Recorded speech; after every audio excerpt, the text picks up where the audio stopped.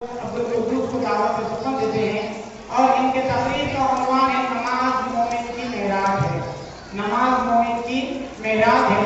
कोई इबादत की चाह में रोया, कोई इबादत की चाह में रोया, कोई इबादत की राह में रोया। अजीब है ये नमाज मोहब्बत का सिलसिला, अजीब है ये नमाज मोहब्बत का सिलसिला। कोई कज़ा करके रोया, कोई अदा करके रोया, कोई कज़ा करके रोया, कोई अदा करके रोया। आइए आपके सामने तकरीर पेश है हज़रत शेख अब्दुल कुद्दूस।